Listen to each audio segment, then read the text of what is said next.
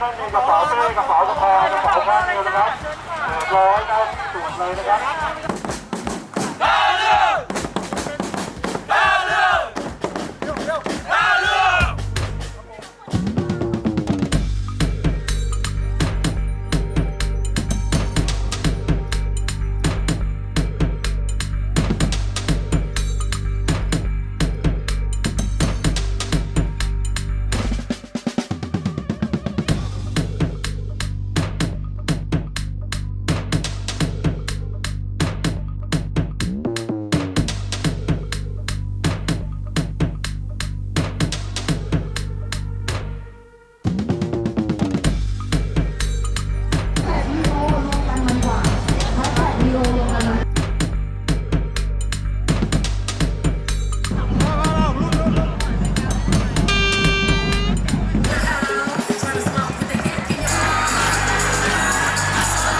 ผู้ควบคุมการแข่ง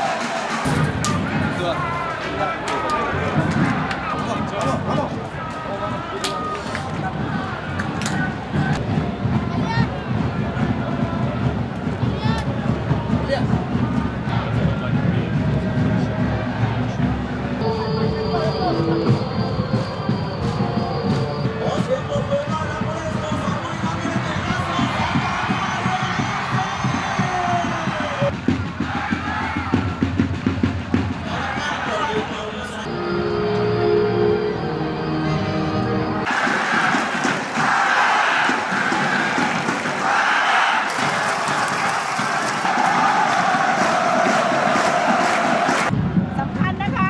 เล่นไปด้วยกันนะเราทุกคนวันนี้เล่นเต็มร้อย100% for today เฮ้ย ไม่มีอะไรมากนะลุงไปทำงานหนัก แล้วก็ช่วยกันให้เต็มที่ มาชนะ มาไปเฮ้ย1 2 3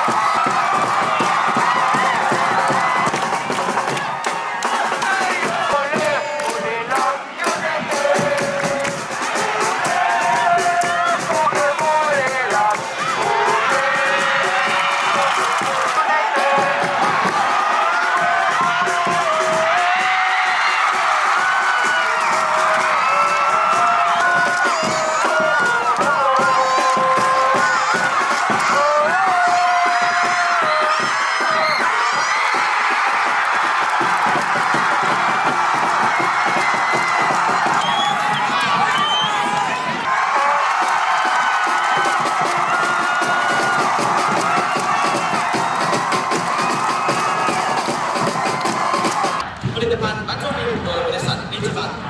และผลิตภัณฑ์ขอบคุณแฟนบอลทุกท่านที่เดินทางเข้ามาให้กำลังใจเราในวันนี้นะครับเราจะเดินหน้าและทำงานหนักต่อไปในวันศุกร์ที่ 25 พฤศจิกายนนี้เวลา 19 นาฬิกาที่สนามชลบุรีสเตเดียมนะครับ